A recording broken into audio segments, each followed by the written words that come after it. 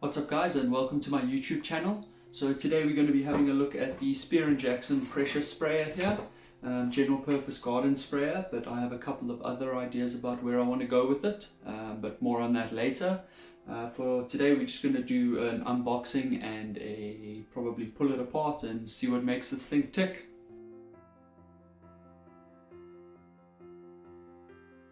Okay, let's start here, get that out of the way. Well, you guys can see that. Okay, that's just an extension. But look, see. Okay, so basically just a plastic extruded tube.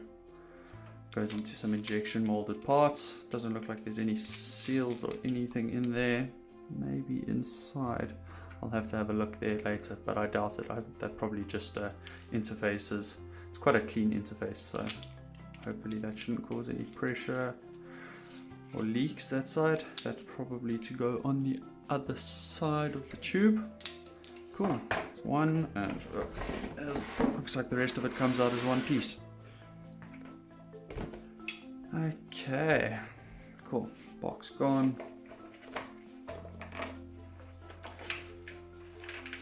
Neat little packing here, not too bad.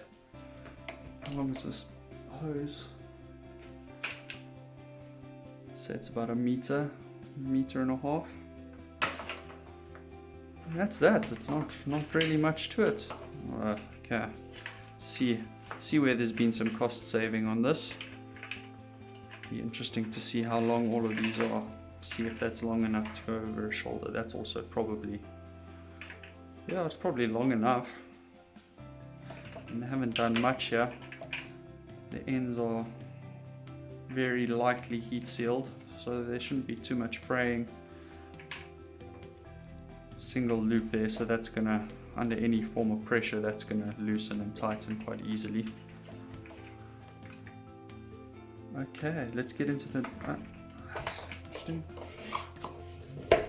Oof. Very janky assembly, but I suppose I paid £12.99 for it, so 13 quid, not too bad. If anybody's interested and they like what they see in the video, I'll put a link in the description.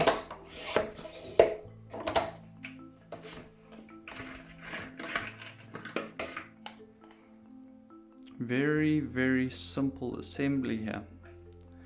I wonder if we can even pull that apart. It went together, so it's got to come apart, I suppose. Cool, let's have a look.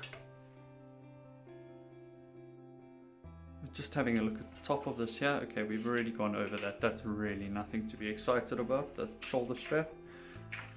Let's have a look at where this goes. You guys can see properly there. Okay. Isn't a filter or anything. Oh, yep, there is two. Small little filter. Yeah, there we're in focus. Small little filter. That's nice. Nice little touch. And it is a separate component on there, obviously, because that's also just an extruded tube. That's cool. Also nothing to write home about. And then a little seal on the inside there. I suppose, yeah, that interface is on this face here. That's quite sharp. That could do with a little bit of sanding or cleaning up to decrease the wear on there. As you can see, it's definitely going to start pinching. The other thing we need to see here is how far down into this does that go.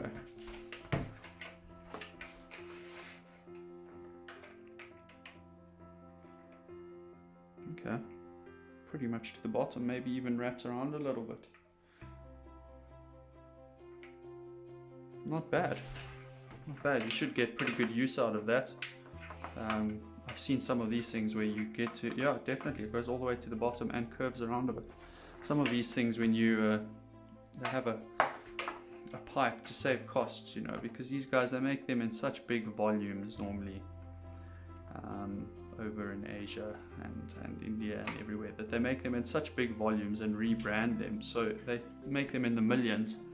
So if they can save a cent on the length of each pipe and 4 cents on the length of that pipe, then they're saving 5 cents times by 1,000,000.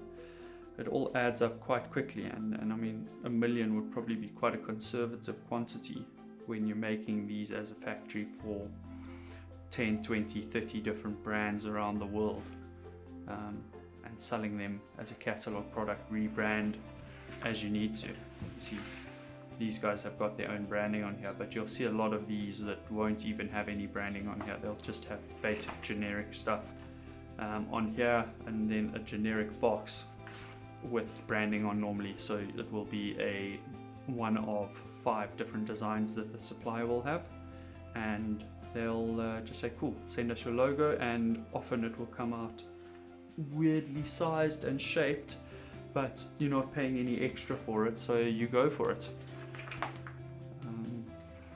Cool. The next thing we need to have a look at is this, and this is kind of the heart of the beast. So there's our locking system.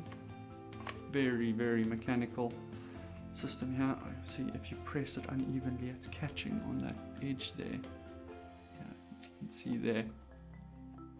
So I suppose a little bit of fiddling, it's going to push itself back up anyway, so that's not too much of a concern. You can see there's really a lot of wriggle in there, and then that will literally just, I don't know if we can see that in the camera, but you can probably hear it. Let me put it closer to the camera. Okay, I don't know if you guys can hear that properly, but basically what's happening is when I push that, it's opening up a one-way valve at the end here, which is going to apply pressure into the main bottle, main container, and then you will lock it in place when it's down. So the one-way valve will seal, and you lock it in place so that you can use that for carrying. And if I'm not mistaken, that, nice touch, easier to carry. I suppose if it's on your back, you can wrap it all around. Easier to carry and easier to store, although I would like to see something where that can be stored upright on the side of this, or maybe vertically, just keep it a little bit more compact. Okay, let's take this apart. Don't want this to go on for too long. Easy as that. Didn't even get to use my trusty tools. And that really is basic. There's literally just a rubber disc at the bottom of this. Oh man, you're gonna have to sort out some lighting here. You guys can barely see. Yeah, there's just a rubber disc at the bottom here. Have a look if you could see there. So that's basically just a rubber disc here. When you put pressure, it unlocks, and then sorts it. They've got some grease on the end here, some grease and a big O-ring. That's your sealing interface. Feel it coming. There we go. Interesting. Okay, no strain there.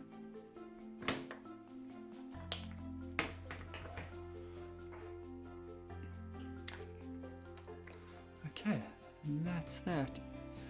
So the reason for that is literally just going to be, it'll be firstly assembly, because that part, that there can't be molded as one piece. I suppose it actually could be. So that's probably just for assembly then, actually.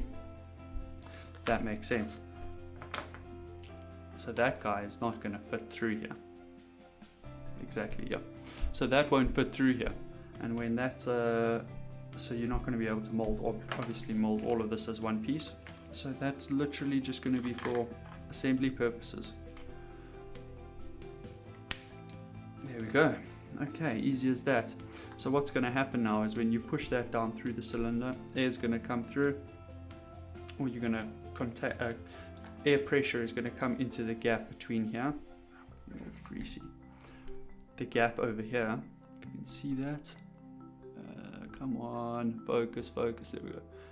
In the gap there, and that's going to push the O-ring up against this face, and when it goes up against that face there, then that's going to create your seal.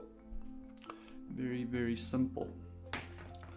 Nice. Sometimes simple is better, and I can feel there's a pretty decent amount of the seal's pretty solid there. Was there a seal at the top here? Oh yes, there's an O-ring there. That's going to seal on the internal faces of the top cap there.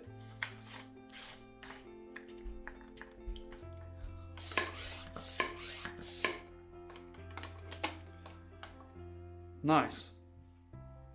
Very cool. Well, let's have a look see. I'm going to draw a diagram just to show how this works, and we'll go from there. See what the next video has to hold. I've got some ideas for what I want this to do. None of them for its original intended purposes, but could be useful for anybody living in urban areas without a garden or access to running water. What's up guys, I hope you enjoyed this video. If you did, please consider hitting the like and subscribe button for more content. See you in the next one.